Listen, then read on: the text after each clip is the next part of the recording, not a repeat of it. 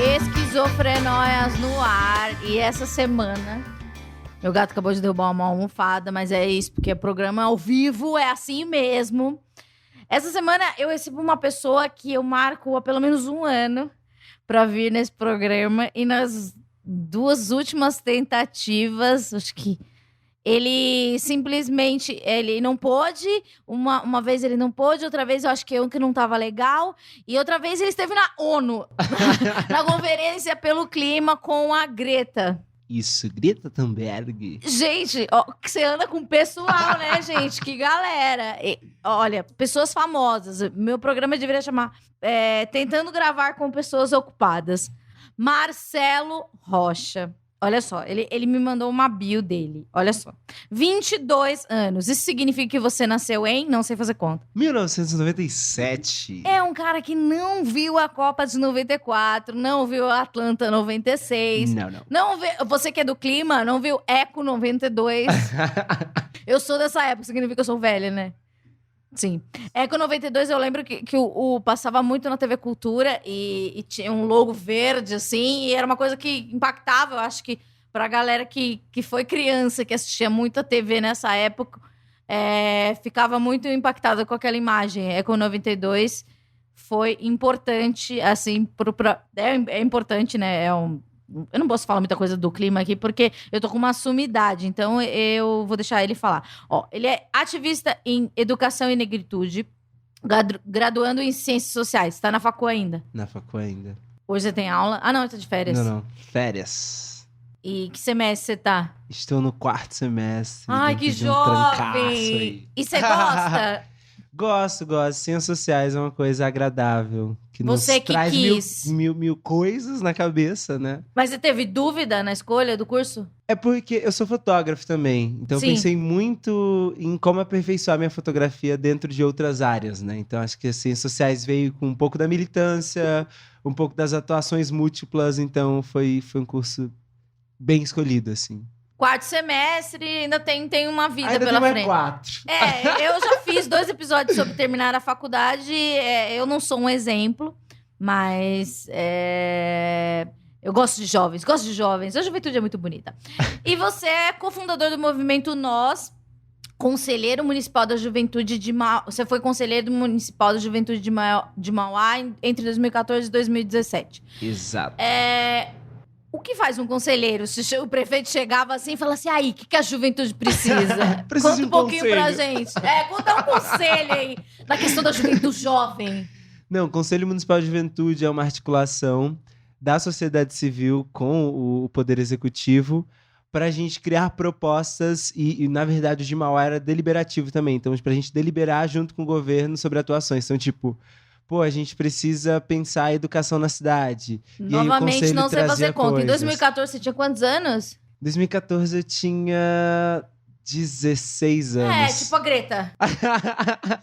Mas como que você viu que você estava inserido? Quando você viu que já tinha essa importância? Eu acho que foi muito nesse processo da igreja. Foi lá dentro? Sim, nessa época eu também estava finalizando o ensino médio, estava fazendo seminário básico pastoral e comecei a fazer essa atuação. Então foi muito nesse processo da igreja também, de perceber a importância de atuar na sociedade, de pensar a sociedade também. Você é daquela galera da ocupação 2015, 2016. Meu, exato.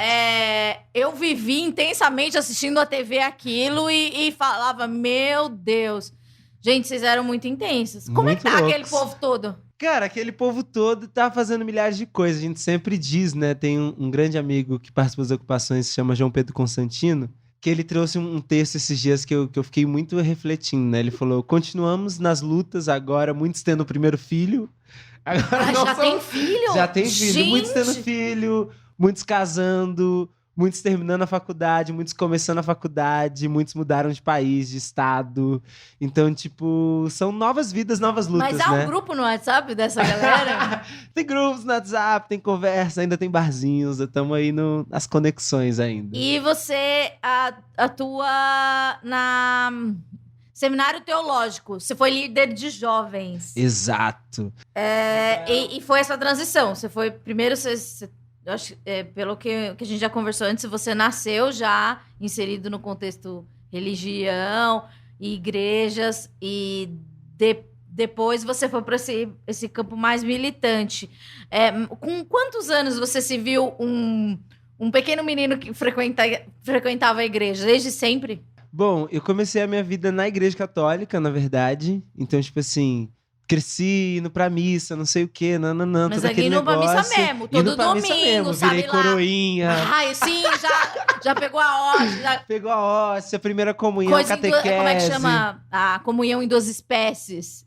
Quando você misturando com o vinho. Sim, sim, só quem sabe. Eu já fui coroinha também. Então, daí você ajudava o padre. Ajudava com o padre quantos com os negócios. Isso com 8, 7 anos, por aí. Você acha que você foi porque você quis ou porque a tua família tava lá? Não, religião, né? A gente vai porque a família tá lá. Tá. A primeira instância foi isso. E pra mim, a religião, eu sou do Capão Redondo, era o meu entretenimento. Exato. É o lugar que você ia no fim de semana e às vezes durante a semana tinha algum... Então acaba sendo o seu lugar lazer. De convívio social, né? Acho que tem muito disso. E principalmente para as famílias, né? O lugar onde a família pode ir. A família da periferia não tem muito lugar para ir. Então, tipo assim, vai todo mundo pra igreja, aí tem a comunhão, depois sai todo mundo da igreja, vai numa pizzaria, vai numa lanchonete, ou come as coisinhas que uma tiazinha tá vendendo. Você era coordenador de grupo de jovens. Então, meu Deus, imagina você.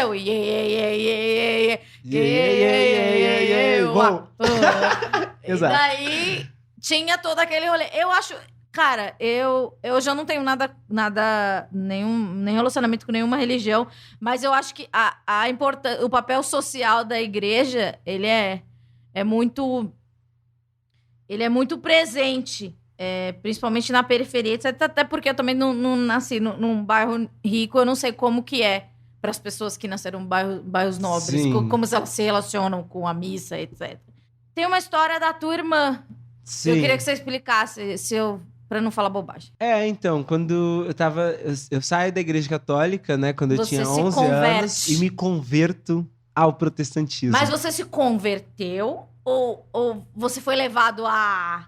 Eu acho que o protestantismo na minha vida foi um processo muito louco, né, porque eu tava na igreja católica, muito imerso, e aí eu conheço a igreja evangélica e falo assim, nossa, é quase a mesma coisa, só que mais legal. Porque tinha todo esse negócio de estar mais inserido na comunidade, de estar com outra juventude. E era essa época que era um lugar que eu sempre trago, que era do protagonismo juvenil nas igrejas. Então, tipo assim, eu entro já com os grupos de jovens, já ajudando a construir coisas. E era uma coisa que tinha muito na periferia, nesses grupos jovens naquela época, né? Que é 2012, 2013.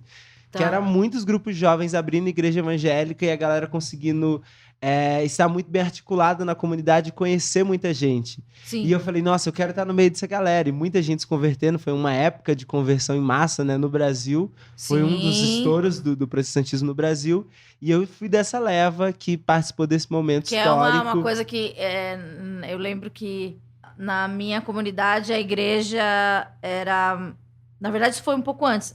Era uma igreja mais careta e tal. Daí rolou até todo o movimento carismático. Da RCC. Porque era uma adaptação da igreja católica a todo esse fenômeno das igrejas evangélicas. Exato. E não cabia mais. Então, tipo assim, quando eu vou para a igreja evangélica, acontece tudo isso. E eu já entro nesse processo de cantar. Porque a igreja, vamos cantar. Vamos fazer teatro. Vamos estudar, e principalmente o lugar de estudar. Eu sempre atribuo muito isso, porque na igreja católica tem esse lugar ainda do leigo e do apto, né? Do sacerdote. Como e esse assim? Lugar... Do leigo, se diz o frequentador normal. Exato, o frequentador normal. Tá. Então, tipo assim... Era o cara que não podia ter acesso, muitas vezes, ao conhecimento. Tipo, acabava na catequese, na crisma. Entendi. Então, tipo assim, se pra você ter o conhecimento, ou você vai virar padre, tinha ou você se formar na crisma, exatamente. Exato. Não tinha muito na graduação. Exato. E na igreja evangélica já tinha, tipo assim, não, vamos ler, vamos não sei o quê, construir. Tinha esse lugar da intelectualidade também, que é uma herança do protestantismo clássico, né? Do Lutero, de buscar esse lugar. E eu era muito apaixonado por leitura. Uhum. Então, tipo, comecei a ir, tipo, não, tô esse livro, tô não sei o quê, vamos estudar, vamos fazer coisas. E aí fui vendo esse processo. Com isso, você tá com quantos anos? Você tá na igreja? Nisso você começou na igreja evangélica?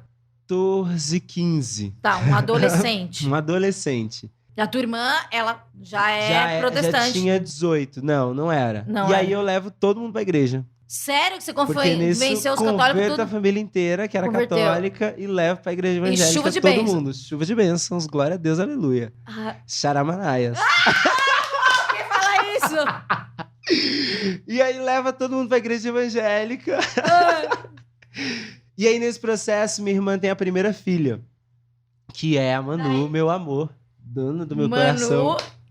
Mas sua irmã já tá convertida, batizada, você também. Batizada, todo mundo. Tá. E nisso, ela tem um processo muito tenso, que foi de ter uma depressão pós-parto, que depois de um tempo virou psicose pós-parto, assim que ela teve a Manu. E aí foi um caos. Qual é a diferença de depressão pós-parto para Porque psicose? na depressão pós-parto é mais um lugar de introspecção, de um afastamento, assim, da sociedade. Tá. Na psicose são surtos, como se fosse esquizofrenia mesmo. Então ela tinha grandes surtos. E rejeição da tua sobrinha? Nem tanto rejeição. Isso acontece mais na depressão, mas, tipo assim, um contínuo surto. Então, tipo, muitas vezes a rejeição era a gente retirar por causa desse lugar frágil, que era de a relação de alguém, um surto esquizofrênico, com essa relação com a criança, né? E daí vocês levaram ela pra... E aí, o primeiro lugar que a gente pensa, igreja. Tanto por essa falta de acesso que a gente tem na periferia aos serviços psicológicos e psiquiátricos. Sim. Eu não sabia até então o que era um psicólogo. Acho que tem muito esse lugar. Eu não sabia o que era um psicólogo. Minha mãe me levava pra padres psicólogos. Exato, que é o aconselhamento, né? E eu já falei com o padre, se alguém quiser um viés mais igreja, mais evangélico, não, mais religioso, tem um episódio que a gente fala sobre suicídio com um padre, que ele perdeu o pai, vítima de suicídio. E ele faz todo um trabalho, e também tem todo um trabalho que também você não precisa ser católico para procurar a ajuda deles. E daí você... Eu ouvi. Você ouviu? Eu ouvi. Ele é bom, né? Sim. Ele emociona. Dá aquela mexida. Dá uma coisa. E ele tem aquela voz do padre que tem uma musicalidade. Você que é sociólogo, você poderia explicar. Depois a gente faz um outro episódio sobre a musicalidade dessa voz do sacerdote. Exatamente. E daí leva a tua irmã... Provavelmente, demônio. Exato. Quando chegou na igreja, a primeira coisa, demônio. Mas vocês levaram, assim, uma coisa escondida, com vergonha, ou já era uma coisa social? A gente levou, a princípio, porque eram pessoas próximas. O pastor era alguém próximo, a igreja era próxima e amigo. Sim. E a gente falou, não, vamos orar pra ver o que é, vamos orar pra tal. E enquanto isso, do outro lado, a medicina falava assim, não, tem que internar, mandar pro hospital psiquiátrico e deixar lá. E a igreja falava, não, é demônio, a gente ora e sai. E só existiam duas opções pra vocês. 2 opções, exato. E principalmente porque essa falta. A gente não sabia o que era um psicólogo, a gente não sabia formas alternativas de tratamento. Então os 2 tratamentos estavam entre hospital psiquiátrico e, tipo, internação. E do outro lado, é demônio, põe numa campanha de 7 dias pela cura e libertação, ora em línguas, taca óleo ungido. Aquele óleo ungido, né? Nossa. Gente, eu lembro de uma cena, inclusive, de óleo ungido, que ela tava no meio de um surto, o cara pegou, assim, meia garrafa de óleo e tacou isso na cabeça dela. A menina ficou hidratada. Mas, bem... Nossa, tipo, na quarta-feira da cura, né? Exato, quarta-feira da cura. Ai, nossa. E isso, tipo assim, eu comecei a me questionar e falei, tipo assim, gente, o que é isso? Sabe, tipo... Mas aí você já tava... Você gostava de ler tudo. Você falou assim, mas será que a minha irmã realmente não precisa de outro tipo de ajuda também? Será que ela é... Não sei por quê. Se você acha que... É que eu não consigo relacionar mais isso, mas... Sei lá, se você consegue... Pra estabelecer que uma pessoa tem um demônio no corpo, você associa ela com coisas ruins, né? E ela era uma pessoa legal, é uma pessoa legal. É uma pessoa incrível. Então, como ela podia ter um demônio? Então, como convencer uma família que alguém tem um demônio? Exato, porque aí a igreja já entrou num lugar da culpa. E é isso que tá muito alocado muitas vezes a isso. Então, tipo assim, a pessoa tá com qualquer tipo de problema psicológico, emocional... E é atribuído um demônio, que é algo mal. Sim. E já vem um sentimento de culpa ali. Então, tipo assim, nossa, ela tá com um demônio, ela deu uma brecha. Sim. Ela fez alguma coisa. Sim. O que será que está escondido na vida dessa pessoa pra gente consertar, sabe? Então, tipo assim... E aí vem o preconceito também do racismo religioso. Então, tipo, alguém jogou uma macumba. Então, tipo, será que ela passou mal olhado. Mal olhado. Então começa a atribuir um monte de coisas que sempre vai culpabilizar a pessoa por sua saúde mental. E quando vocês tomam consciência? Não sei você, né? Porque você era adolescente. Sim. Também não vou te responsabilizar. Você tá numa conferência da ONU também, eu sei que você é apenas um jovem. Sim.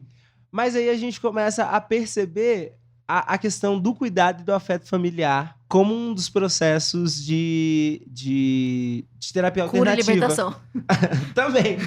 Mas como processo de terapia alternativa, porque a gente falou, beleza, se a gente continuar levando ela nesse monte de pastor, os caras estão definidos... Vocês iam pra todas as instâncias. Todas as instâncias. O pastor próximo. Próximo, pentecostal, viajava igreja, não sei o quê.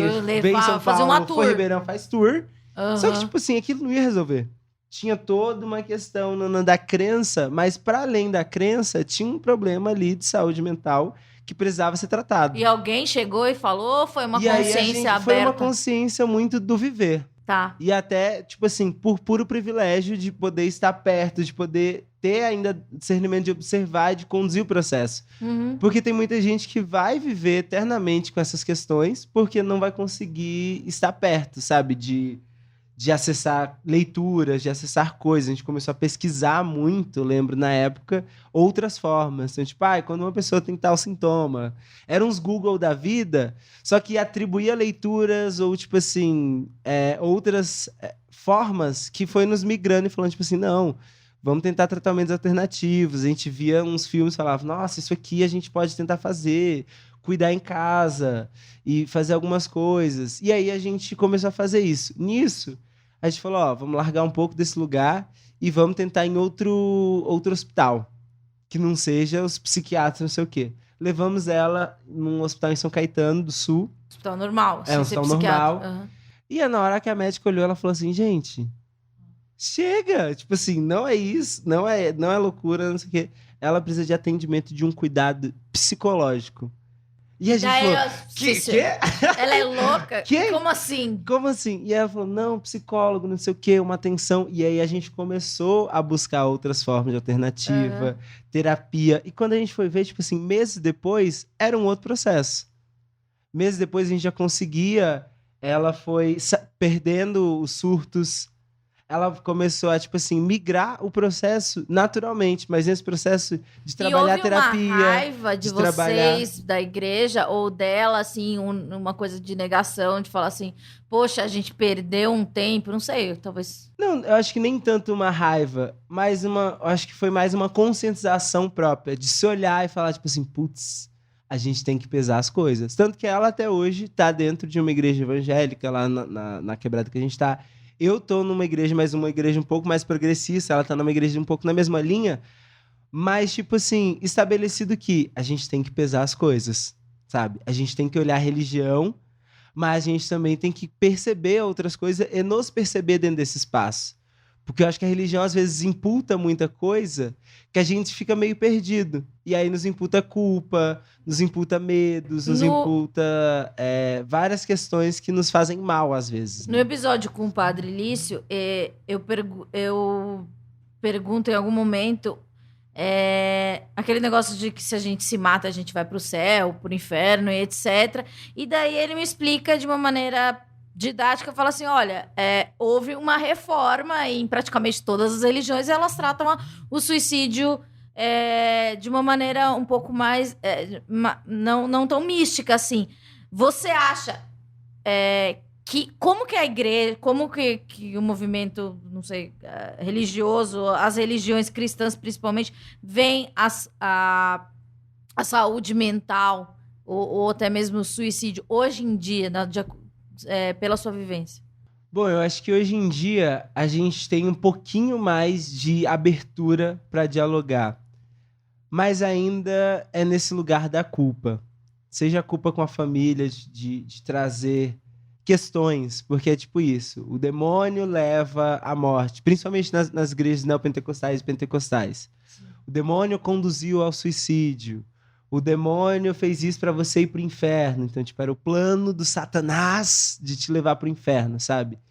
Então, isso culpabiliza muitos jovens e, às vezes, ele inibe o suicídio, mas num lugar de medo e num lugar de criar outras situações, que o jovem não necessariamente vai se suicidar, mas ele vai sofrendo. Viver uma depressão constante, sabe? Que pode trazer, surto psicótico, que pode agravar e trazer outras questões de saúde mental que poucas vezes vão ser percebidas por aquele corpo da igreja, sabe? Ou antes transtorno de bipolaridade, algumas outras coisas, mas por causa desse lugar de reclusão.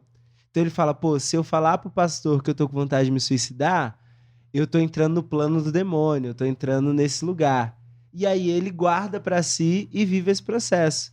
E eu falo porque eu vi vários jovens, enquanto na época que eu era liderança de jovens dentro da igreja, vários jovens iam falar, eu acho que eu não posso falar isso, mas eu queria falar, tô com vários sentimentos ruins. Porque você era uma liderança, então eles chegavam em você. Sim, pra trocar, e principalmente porque eu sempre fui mais aberto, né? Tipo assim, de chegar e trocar coisas sobre assuntos reais.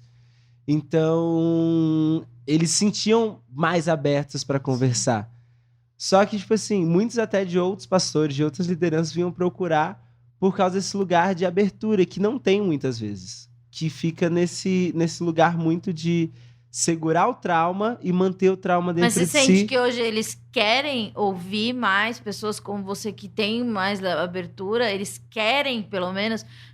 Porque o que me pareceu com o padre Elis, que a Igreja Católica, pelo menos, ela tá tentando.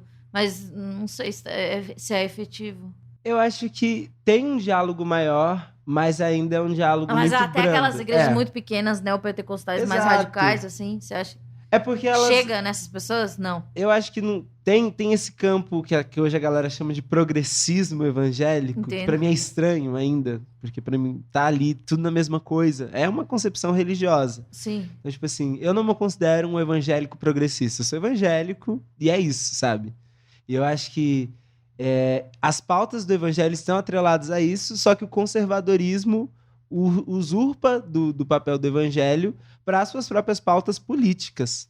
Então, acho que tem esse lugar do conservadorismo ser o estranhamento ao evangelho. Porque se a gente olha o Cristo é, tipo assim, reflexões incríveis. Sim. Reflexões de perdão, reflexões de comunhão, reflexões de partilha.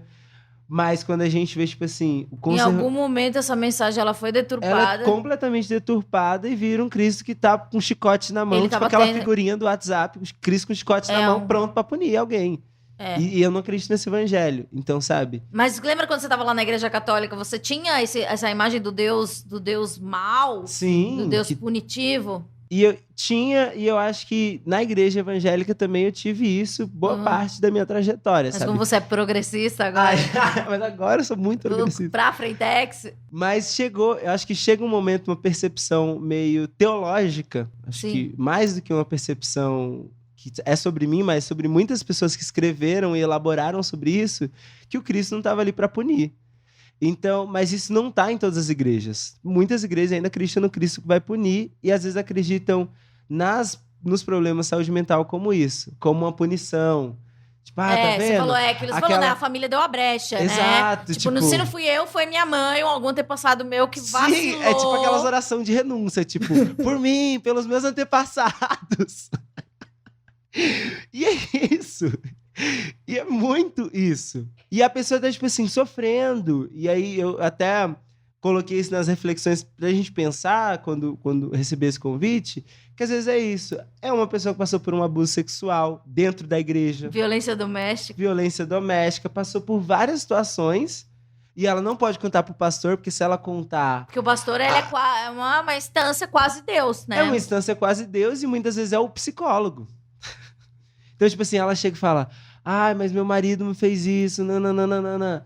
Não, mas olha, a mulher tem que ser sábia, ela não pode arrumar confusão, espere em Deus, Deus vai te ajudar. E a mulher sofrendo com um monte de coisa, sabe? E isso adoece mentalmente. E sabe? também porque parece que, não sei a palavra agora, mas seria tipo um karma, mas tipo, você tem que segurar isso, porque é isso, porque Deus... fez isso pra você. Os calvinistas, né? Tipo assim, Deus preparou já a sua trajetória. Já tá escrito, Já tá tudo escrito. Então você tá vivendo algo, sabe? Tá. É um absurdo isso. Mas a maioria das igrejas, hoje, protestantes, são calvinistas. Tá. E acreditam nisso, que você já foi predestinado a algo. Então, tipo, você tá num puta de um sofrimento, se fudendo pra caralho. Foi Deus. Escreveu ali, então, isso. Você é um cara que lê, que se interessa e tal. Você começou a questionar e pensou, não, vou sair da igreja, essas coisas. Gosto de umas pessoas que falam, estou afastada. Eu tinha uma amiga, testemunha de Jeová, Priscila, por favor, se você ouve esse programa, ela era testemunha de Jeová do Capão Redondo. Daí, sei lá, ela beijava um menino, e assim, elas ficavam... eu não lembro o termo, mas eles ficavam de canto. Banco. No banco, exatamente. Ela tava no banco, tipo, banco de reserva, tipo, é um lugar que a igreja, que sei lá, a instituição não podia, eles não podiam, porque de alguma forma ela era impura ou alguma coisa assim. É um lugar de purificação. Tipo, quando você vai pro banco, sim, você fez algo errado. Você já foi pro banco? Já. Tem isso na igreja evangélica também? Tem. Eu já fui pro banco, porque eu fui no aniversário de 15 anos, quando eu tinha 15 anos, e aí eu bebi uma cerveja. E aí eu fiquei impuro. Quem descobriu? Você contou. A sua culpa sim, fez, a minha né? culpa. Porque você poderia ter feito isso e Deus não ia Na verdade, primeiro vazou uma foto no Facebook. Ai, deve ser muito difícil ser evangélico hoje em dia. Porque muito. tem voz. Exato, aí vazou uma foto. Nossa. Aí meu pastor me chamou, aí falou assim, senta aqui. Aí a gente já sabe. Você sabia? Você sabia que era isso? Não, a gente já sabe. Te marcaram. Aí eu já pensei num monte de coisa que eu tinha feito, né? Porque eu só... Tá, né? Aí eu tipo, o que vocês sabem? Não, você bebeu. Aí eu tipo... Ai, glória a Deus nas alturas. Glória a Deus que foi essa coisa. Né?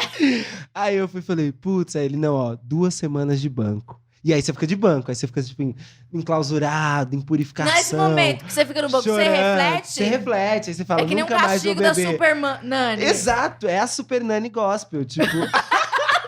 E a Super Nani é evangélica. Não sabia Sim. desse detalhe? Ela escreve vários livros sobre educação infantil. Saia, né? Exato, ela escreve vários livros sobre educação infantil cristã. Não sabia desse detalhe, que maravilhoso, vou pesquisar. Então tem essa coisa. Então, tem a coisa do banco, mas tem a coisa do, às vezes, você volta. Então, tem umas pessoas que falam, tô afastada da igreja. Você se afastou por livre, espontânea vontade, porque, sei lá, você aprontou, fez alguma coisa? Não, na verdade, quando eu saí a primeira vez dessa comunidade que eu tava, foi muito por perceber mesmo, é isso. Tipo, eu tava muito inteirado em leituras, eu tava no seminário teológico lendo vários autores incríveis, e até hoje uma das maiores referências para mim é Ariovaldo Ramos, um pastor incrível. E eu comecei a ler e falar, tipo assim, gente, que isso? Esses caras estão, tipo assim, usurpando um lugar que não é deles. O Cristo não criou ninguém pra controlar... Mas daí você não pensou de alguma forma criar uma igreja da sua igreja? Então... Pra, sei lá... A gente até criou. Vamos por essa parte. A gente até criou um grupo pra conseguir comungar junto, pra estar junto, sem esse lugar que eu acho que era esse lugar da culpa, da punição. A gente falava, gente, a gente precisa criar um lugar que seja um espaço seguro. Tá. Porque eu acho que se a gente criar uma comunidade pra ser mais um lugar de estabelecer regras e, tipo assim, literalmente fiscalizar o dos outros... Sim. Não faz sentido. Porque o Cristo não fiscalizou ninguém. É tipo, o Espírito Santo tá dentro de você, você tem consciência e o bagulho é seu. Fé, tá ligado? E aí a gente criou e hoje a comunidade foi estabelecendo. Eu não estou mais lá porque eu tô fazendo um monte de coisa da minha vida. É uma correria danada. Mas eu acho que é importante a gente criar esse espaço também. Porque acho que, pra mim, eu até sempre digo, falo isso quando eu falo sobre cristianismo. Pra mim, o cristianismo muitas vezes é sentar na mesa de um bar, estar junto com 5, 6 amigos e conseguir trocar ideia, conseguir cuidar um do outro, conseguir estar junto do que qualquer outra coisa. Porque isso era o evangelho. Jesus ia, chapava com os discípulos, vinha pra caralho... Tocava o rolê, um cuidava do outro, todo mundo tava junto, e era isso. Isso é a igreja primitiva, sabe? É o cuidado, é a partilha, é o partir do pão, é o beber do cálice, sabe? Então, pra mim, isso é a igreja. Então, às vezes, pra mim, eu falo, não estou numa instituição religiosa, mas eu tô, tipo assim, junto com os meus parceiros que acreditam no mesmo Deus que eu e que partilham dessa fé. Eu amo a frase, o meu Deus é misericordioso. A minha mãe adora essa frase. Sim, que partilham dessa fé e que partilham de um lugar que, tipo assim, eu não preciso fazer algo. Ele já é, e ele já é de várias formas, em várias formas de culto. Então, tipo, mesmo Deus que eu acredito, ele pode se manifestar em outra língua de outra forma, que é uma cultura muito europeia, você falar, tipo assim, não, porque a minha religião... Tipo assim, não, cara, você só fala uma língua diferente do outro. Então quer dizer que se o outro não encontrou a sua cultura, não foi colonizado, então o Deus dele é uma bosta, sabe? Então, tipo assim, não. Ele pode acreditar na mesma força superior, só que eles chamam por outro nome porque ele vive em outra língua, em outro país e tem outra cor, sabe? Meu Deus não é branco porque eu não sou branco, porra. Sim, tá claro. dado, sabe? Então, tipo, acho que é muito desse lugar. Você falou de pecado, etc. Você recebia pessoas falando, tipo, eu sou impuro, aqueles termos do errado? Nossa, muito. E principalmente na questão de homossexualidade. E acho que isso era uma coisa pesadíssima. Porque você via vários jovens da igreja que eram homossexuais. Tipo, vários, assim, que era notável. Você olhava assim e falava assim, meu Deus, gay! E tipo assim... Ele vivia um negócio ali que era esconder, superficializar, inventar qualquer coisa. Ou os casamentos forçados. Nossa, minha igreja tinha muito casamento forçado. Tipo Índia mesmo, uns bagulho bizarro. Mas tipo assim, como forçado? Forçado porque era tipo assim, por exemplo...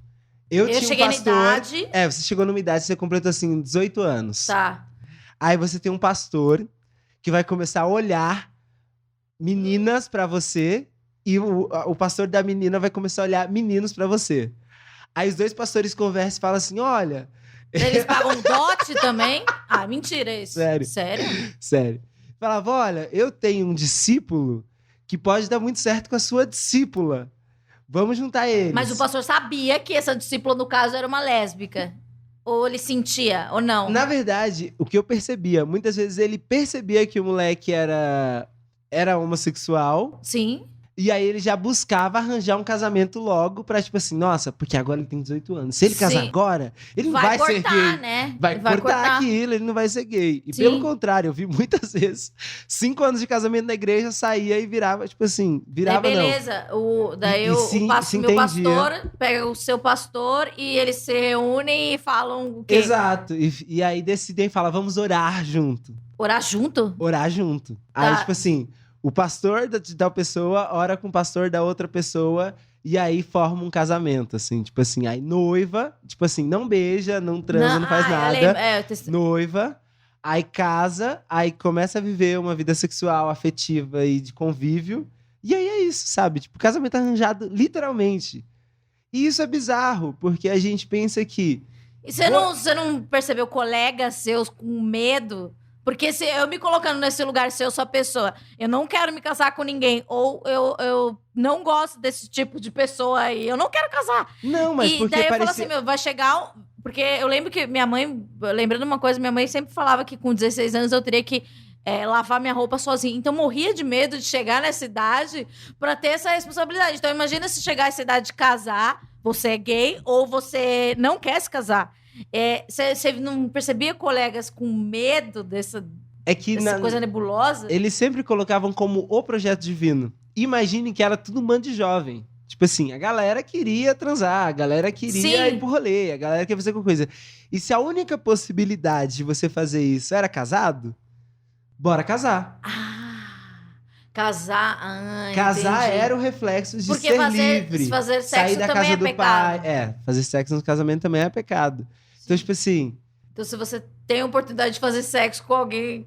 Casado. E não, sem ser pecado, vamos fazer. Vamos fazer. E você via, tipo assim, a galera 16 anos já falando, tipo assim, nossa, aquela pessoa ali, vou falar pro meu pastor que estou interessado. E daí, você falou, em 5 anos, casamentos eram desfeitos. E pessoas 5, 2, 3. se fudiam... Financeiramente e na saúde mental também. E também era um projeto, tipo assim, disso, de destruição de tudo, né? Porque você pensa, uma pessoa vai conviver com outra que não estabeleceu algo efetivamente. Sim. Quem estabeleceu foram terceiros.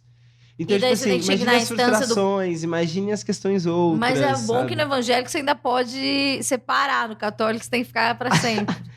Então, tipo, na verdade, não pode separar, não? Né? Quando separa, dá um ruim ali, fica toda uma questão. Fica de banco, você fica impuro, não sei o quê. Aí você vai passar um monte de tempo sem poder casar de novo. Então, tipo assim, tem todas as questões. Algumas formas religiosas dentro do protestantismo não pode casar mais. Então, tipo assim, você vai ficar pra sempre agora, sem transar, sem ter um relacionamento, sem ter ninguém. E, tipo, É isso. Você separou, não vai ter mais ninguém até que a pessoa morra. Porque aí viúvo você pode casar. E aí ou você vai começar a trabalhar pra pessoa morrer ali, agilizar o defunto pra casar de novo. Agiliza o funeral. Meu Deus. Porque é isso, sabe? Então, tipo, imagine a quantidade de frustrações e de problemas reais que acumula isso.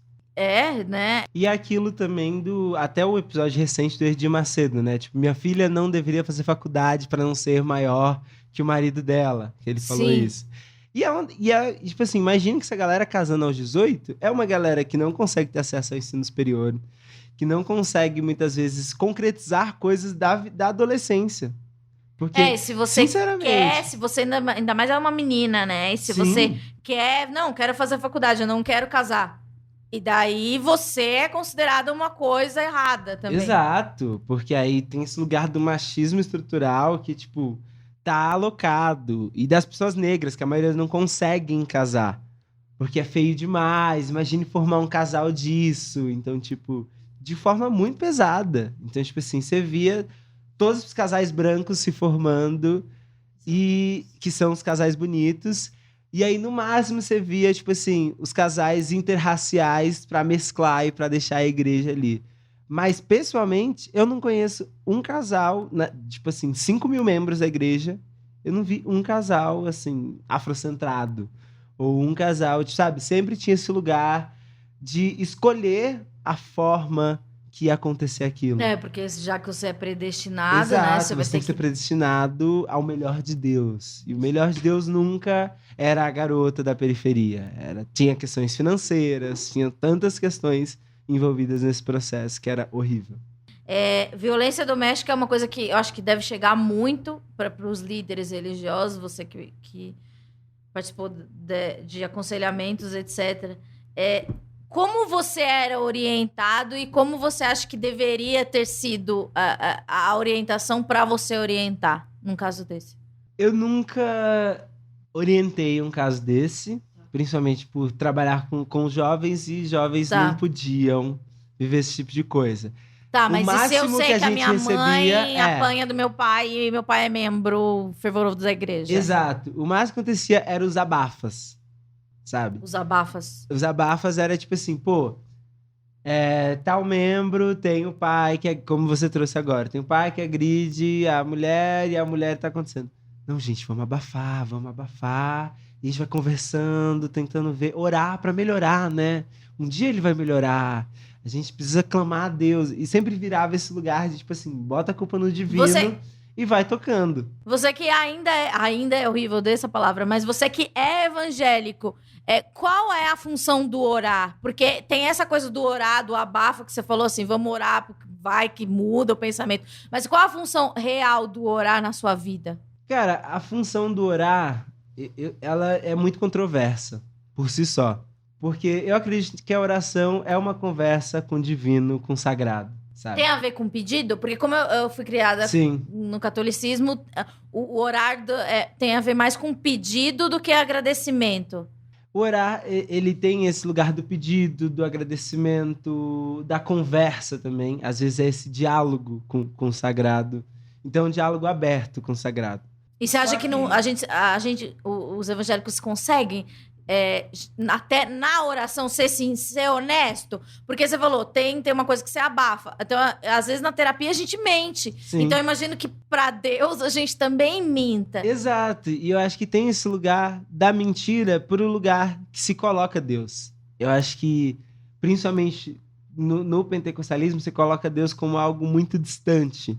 Então tipo assim, é o todo-poderoso Senhor dos exércitos, não sei o quê. E você é o filho da puta pobre e cuzão que tá ali se fudendo na vida. Sim. Então você não vai ter uma ousadia suficiente de falar tudo que tá rolando. É isso, é tipo assim...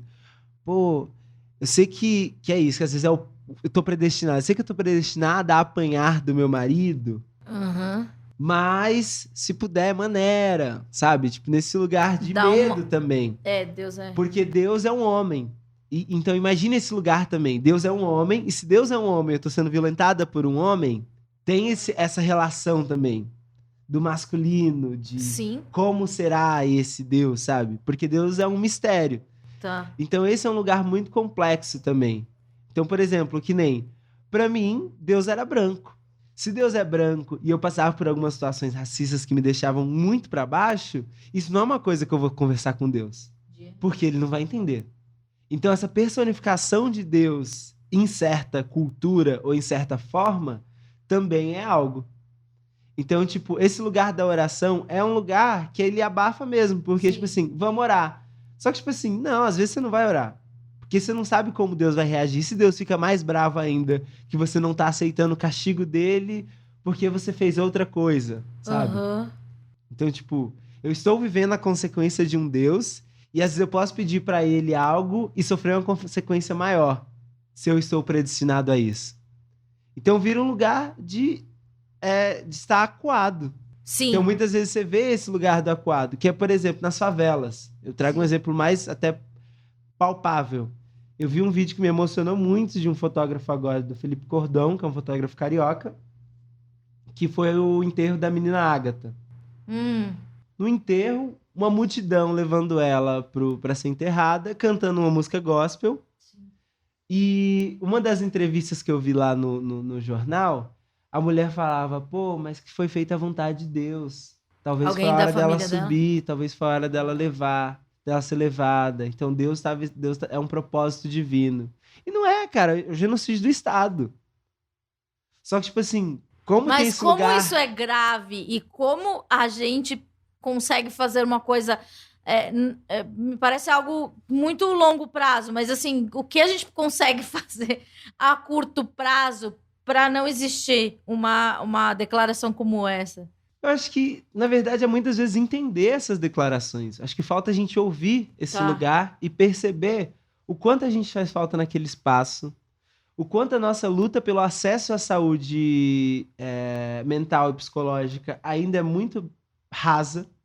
A gente ainda discute, tipo assim, a nossa saúde mental para quem tá em certos territórios, sabe? A gente ainda não discute uma saúde mental de gente rica. Exato, das periferias. E nas periferias, às vezes, é isso, é atribuído. É a mãe que teve o filho, tipo assim, massacrado pela polícia, vai falar, pelo menos ele não foi pro crime. Das vezes foi um livramento de Deus, sabe? Mas dentro dela, ela tem certeza que não é aquilo. Que imagine o sofrimento dela, ela deve estar se perguntando, tipo, Deus, será mesmo que o Senhor queria isso? Mas será tem que aquela coisa de duvidar de Deus também é um pecado, é uma coisa errada. Só que fica nesse lugar dúbio, sabe? Que também vai criar várias questões na saúde dessa pessoa, porque ela vai ficar nesse questionamento eterno. Por que Deus fez isso comigo? E aí também nesse lugar, poxa, eu tô questionando Deus, pode vir alguma coisa pior, vai que o próximo sou eu. Então, sabe, esse é um lugar que a religião pega tão mal, se eu posso usar a palavra mal, mas, tipo assim, tão mal, que constrange. De pensar, tipo assim, um Cristo que veio para libertar as pessoas das coisas, e a gente ainda tem igrejas falando, tipo assim, não, seu filho tá encarcerado, mas é porque é projeto de Deus pra ele não estar fora e morrer com um tiro da polícia. Então, deixa ele encarcerado, sabe? A gente vê muito o discurso da Igreja Universal nas fundações casas, sabe? Tá acontecendo tal coisa? Então, mas poderia ter acontecido uma coisa pior. Vai que ele virasse líder do tráfico e colocasse outras pessoas para morrer também. Então, sabe, isso vira um discurso que contamina o psicológico e o cognitivo das pessoas de forma muito do dia a dia. E como não tem qualquer outro tipo de voz lá, porque o Estado não chega para oferecer saúde mental. CAPS é um lugar que, tipo assim, é ainda um acesso, mas é um acesso de muitas coisas. Então, no CAPS está álcool e drogas, no CAPS está psiquiatria, no CAPS está psicologia, e muitas vezes todos esses serviços juntos não vai ser tão atrativo, porque enquanto muitas vezes a gente tem acesso a uma clínica de psicologia num prédio chique, numa sala ou em casa, as pessoas têm acesso no mesmo lugar que uma pessoa está tendo um surto esquizofrênico, a outra está tendo um transtorno bipolar, a outra está bêbada, a outra acabou de ter uma overdose, sabe? Então, tipo, isso afasta muitas pessoas de ter esse tratamento, porque você vai falar, pô, você tá passando por uma situação, vou te levar no CAPS. Quando a pessoa vê a imagem daquilo, ela vai se sentir longe de querer estar ali, sabe? E de um processo que pra gente às vezes é um pouco mais fácil. E mesmo eu estando na periferia, mas hoje eu estou num lugar que eu tenho acesso a um terapeuta, sabe? Isso é muito louco, né? Eu cheguei a pesquisar isso, inclusive vou lançar num livro aí no próximo ano, um artigo sobre isso específico, que vai dar uma intelectualizada, mas eu vou explicar. Não, mas você se aproxima, você é muito didático. Porque o Levi-Strauss fala sobre isso, né? Sobre eficácia simbólica. Ele vai trazer na figura do xamã, então, tipo assim, de como o xamã influencia ali na comunidade. Né? Então ele vai conseguir curar a pessoa, mas é um processo psicanalítico, não um processo tão sobrenatural. É um processo, tipo assim, ele vai falar, tipo, tá, vou curar a sua dor de barriga. É pra você falar, tipo, pronto, não tô sentindo dor de barriga. Porque também nossas questões são físicas. Nossas questões psicológicas são físicas também. Eu já tive várias crises, tipo, de ansiedade, que eu comecei a vomitar pra caralho, senti um puto dor de cabeça. E quando eu relaxei, fiquei sabendo que a coisa tinha dado certo, voltou, como se nada tivesse acontecido. É físico. Várias pessoas já passaram por essa situação, com problemas.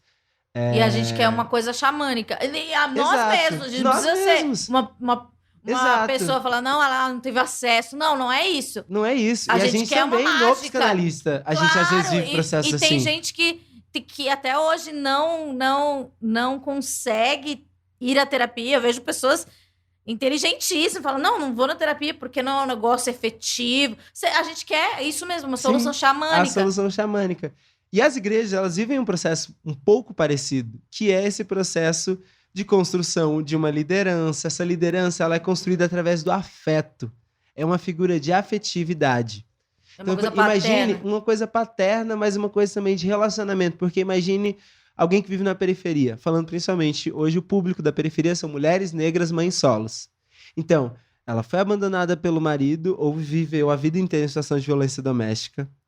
Ela foi abandonada pelos pais, porque é o retrato de muitas mulheres saíram do Nordeste, vieram para São Paulo tentar a vida. Foi abandonada por uma série de coisas. A sociedade abandonou, todo mundo abandonou. E aí chega uma pessoa que vai falar assim, vem cá, de segunda-feira tem culto das mulheres. Então, você não vai ficar sozinho em casa assistindo novela. Você pode ir no culto das mulheres. Seu filho foi pro baile, vem pro culto das mulheres. Você não vai ficar sozinha. Chega na terça, tem oração pela família. Seu filho tá bebendo todo dia, você vai orar pela sua família junto. Imagine um lugar pra você desabafar sobre família. Na quarta, tem não sei o quê. Na quinta, tem não sei o quê. No domingo, culto da... Então, a pessoa vai ter todo um negócio. Você não pode falar em casa, ninguém te ouve nas conversas? Você vai ser nossa pregadora. Pega aqui o versículo, você vai ler o versículo lá na frente, todo mundo vai te ouvir.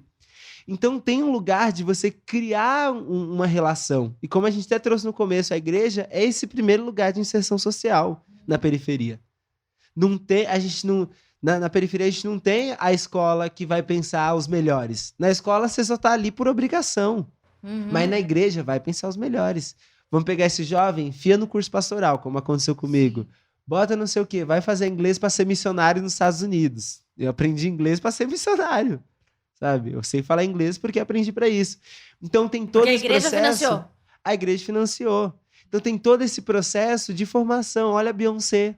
Beyoncé era uma menina da igreja, que vivia também numa situação mais vulnerável, um pouco tal. E alavanca. Por quê? A igreja tem esse lugar do cuidado. E esse lugar do cuidado... Que você não tem no seu primeiro núcleo, porque seu filho tá no bar e você tá sozinho e você tá apanhando do marido. Exato. Então isso facilita muito você, tipo assim... Uma coisa é o cara... Até citar o nome. É o cara X político chegar em você e falar assim, olha, o Bolsonaro é racista. Outra coisa eu posso falar assim, pô, o Bolsonaro vai ajudar que a gente consiga fazer a peça de teatro do seu filho aqui na igreja. É uma coisa muito mais aqui, é muito pontual. É pontual. Muito factual, é o que você tá quer. Perto. Exato. Tá o que você quer e tá próximo. Mas, tipo assim, imagina a pessoa ouvir isso e falar, putz, mano, mas a igreja é o único lugar que eu tenho. Eu não sei o que é o teatro municipal, eu não sei o que, eu não sei o que. Eu não tenho acesso a psicólogo. Na igreja onde eu sou escutado, na igreja não sei o que, na igreja tem relacionamento. Quando a casa tem crise, o pastor manda uma cesta básica. Quando eu preciso no médico, o irmão me busca de carro e me leva pro médico, porque a ambulância não entra na favela. Tudo acontece ali. Então, tipo assim, como eu vou me afastar desse lugar que me acolhe, me recebe e me faz protagonista? Então, se o Valdomiro me falar alguma coisa, Valdomiro, eu tô contigo, porque você é quem me acolheu.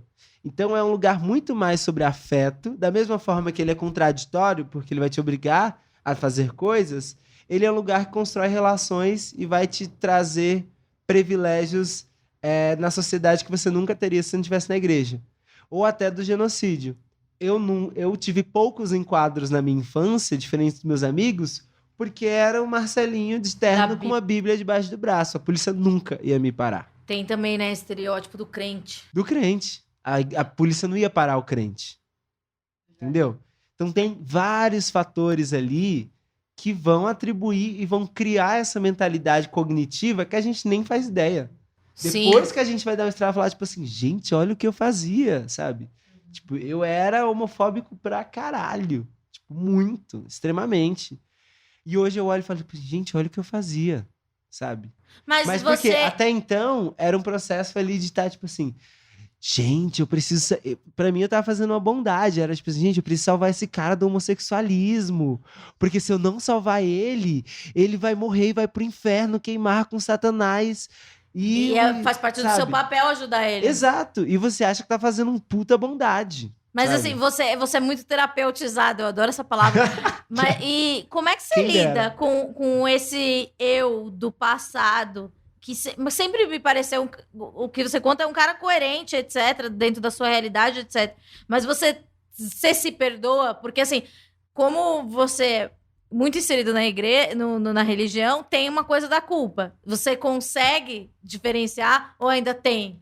Não, tem muito. Às vezes você passa por processo e fala, tipo assim, nossa. É literalmente, às vezes, tipo assim, você levantar e pra ir até a cozinha e cantando uma música gospel pro Satanás não atentar, sabe? Tipo, eles, putz, vou cantar uma música aqui sozinho na rua, não sei o que, pra não acontecer uma tragédia. Tipo... É, uma coisa muito introjetada.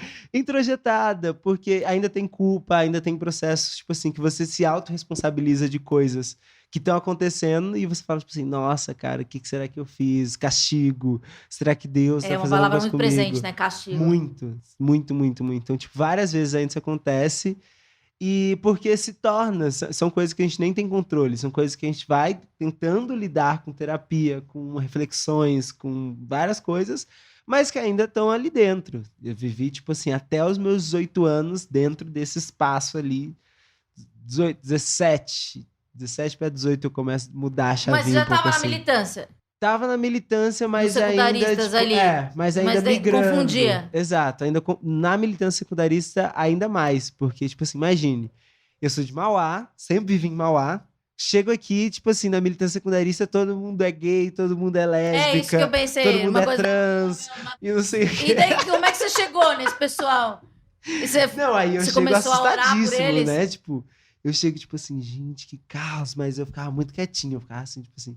Mas você pensava que eles eram né? pecadores? Assim, claro! Eu ficava assim, gente, que caos, olha o que tá acontecendo. Meu Deus, beijo triplo, que isso, quádruplo? Ah! Gente, eles não são monogâmicos, né? Exato, e aí depois eu vou entendendo tudo aquilo e vou, tipo assim, falando, putz, cara... Eu estava num lugar outro, mas, tipo assim, que nem é só religioso, é um lugar de sociedade. Sim. É a gente olhar pro restante da sociedade, olhar pro meu território e falar, tipo assim, gente, quando eu cheguei na minha quebrada, olhei pra galera e falei assim, gente, em São Paulo, a galera dá beijo triplo. A galera, tipo... tipo... Aí fala, falei-me, não sei o que lá. Exato, porque são coisas distantes, sabe? São coisas muito distantes, tipo... É eu chegar hoje pros meus alunos que são de periferia e apresentar uma pessoa trans a primeira vez. E eu só falar, tipo, nossa, as pessoas trans existem, elas não são monstros, elas não... Por que isso? É a mentalidade que é imputada dentro da religião, mas também dentro do conservadorismo social. A gente não tem acesso a muito material que as pessoas têm muito mais acesso no centro da cidade. Sim. Ou em outros territórios. Não tem acesso. E é isso um lugar de sociedade que a gente tem que pensar, não de passar pano e tal. Mas eu tenho uma reflexão que eu coloco que eu gosto muito de afirmar isso. Eu falo, gente, se a esquerda soubesse quem são esses meninos que morrem na periferia e quais são os discursos deles, talvez a gente não teria alguns atos que são raros de acontecer, mas talvez a gente nem teria. Porque são conservadores, são homofóbicos, são não sei o quê. Só que a gente tem que ter uma paciência e uma didática para ensinar e para mudar a sociedade, sabe? Que é o que o evangélico tem para algumas coisas. E que, tipo assim, se a gente não perceber e compactuar de metodologias para compreender a sociedade, a gente vai viver num processo de fazer a mesma coisa, de culpabilizar e falar tipo assim, não, vai lá, não sei o quê, não. E a pessoa vai falar, então, eu sou tudo isso, e da mesma forma que eu sou tudo isso, o Bolsonaro é tudo isso, então eu sou Bolsonaro, sabe? Cara, a gente não tem mais tempo, mas foi uma aula. Eu já penso em fazer outros episódios. Eu sei que demora um ano pra marcar. Eu vou fazer até em 2020. Eu não sei se tá ouvindo, quando você tá ouvindo isso. Mas, poxa, Marcelo, sem palavras, de verdade, foi muito melhor do que eu esperava, porque, sei lá, você é muito, muito professor. E eu recebi o Ale Santos aqui também, e ele também tem isso de ser professor e ter essa paciência, porque a gente tem que ter paciência. Eu acho que eu tento fazer isso com a saúde mental, né? De ensinar mesmo, não, é tudo bem, você tem medo de morrer, e vamos, a gente volta no mesmo assunto e volta no mesmo tópico, a gente vai ter que fazer isso por muitas e muitas vezes, até que isso entre na mente das pessoas. Eu acho muito bonito o que você faz e o que você tem feito. E você tem 22 anos e isso me deixa muito feliz, porque você é um menino, sabe? E você fala de um jeito que é um cara que tem muito conhecimento, muita vivência. Então, tem muita coisa para você fazer, para ser feita ainda. Eu não vou dizer que seu trabalho tá acabando, ele só tá começando. Mas parabéns, de verdade. Que foda você tá aqui. Muito obrigada. Foda, muito Nossa, foda. eu que agradeço demais pelo convite, porque eu acho que o Esquizofrenóis ele tem um papel importantíssimo na sociedade, sabe? Que é a gente distribuir. Se a gente não consegue, se a gente não é o governo e consegue, tipo assim, enfiar um psicólogo em cada quebrada e fazer isso, e mudar mentes pastores, a gente não consegue fazer isso, mas a gente tá dando a oportunidade das pessoas, pelo menos, ter conhecimento sobre. E eu acho que isso é essencial, porque a galera que me fala sobre esquizofrenóis, a galera que me chamou pra trocar ideia quando eu postei que ia estar aqui, é uma galera de quebrada. E eu fiquei muito feliz. Ah, que bom, que bom. E eu fiquei muito feliz porque é isso, tipo assim, são pessoas que não têm acesso, mas que, tipo assim, conheceram a Amanda, que participou de tal programa, não sei o quê, mas que agora tá alcançando uma coisa que a gente queria ouvir, sabe? Então, tipo, eu acho que isso é muito importante. Eu me sinto muito privilegiado de poder estar aqui compartilhando, conversando e trocando coisas, sabe? Eu acho que é muito importante que a gente fale sobre saúde mental nas periferias, que a gente fale... Porque falar sobre religião e falar sobre periferias está ali muito interligado, porque a gente sabe que um está inserido no outro. Então, muito obrigado milhares de vezes, assim. Estou muito feliz de ter conseguido chegar aqui. O jeito que você fala é muito acessível e eu acho que... E é por isso mesmo, porque você é da periferia, então você tem toda essa paciência, toda essa didática. Sim. A gente, cara, e o Racionais fala, né? Tipo, periferia é periferia em qualquer lugar. É lá que estão. Toda vez que eu consigo ver uma pessoa que se parecia comigo no passado e, tipo, cara, pra uma pessoa da periferia, pra uma mãe levar uma pessoa da periferia, uma menina que nasceu na periferia. O meu pai é operário, porteiro. Minha mãe é operária, trabalhou na Avon a vida inteira. Para minha mãe me levar ao psiquiatra, ela realmente achou que eu estava morrendo. Então, eu fui para vários tipos de padres, e acho que até para a igreja evangélica. Eu lembro de fazer algumas coisas na igreja batista também, porque a igreja batista tem uma coisa. E perto da minha casa eu aprendi a tocar violoncelo, porque tinha uma... Uau! Porque tinha uma organização evangélica, que era da galera presbiteriana. Então, eles levavam a gente pra tocar, na igreja no Brooklyn. Eu achava que o Brooklyn só tinha gente rica. E as igrejas presbiterianas têm órgãos, né? Sim. Então, mesmo sendo católica, eu estudava lá. E isso foi muito importante, né? Pra formação, assim. E é isso, eles dão a mão. E a gente precisa, né? Entender. A gente precisa entender, não ser preconceituoso. E quando a gente fala de religião, muita gente fala, não, a religião é pau no cu, não sei o quê, não pode fazer nada, é tudo pecado. Não, a religião é muito importante também. E ela tá, por mais que eu não seja uma pessoa cristã, eu tenho todas as coisas cristãs. Eu sou cristã, né? Eu não sou praticante, sei lá. Mas eu tenho essas coisas de querer ajudar e retribuir. Isso é muito Cristo, né? Sim. E a gente tem que ajudar. Obrigada, de verdade. Pô, Tamo aí. É nóis.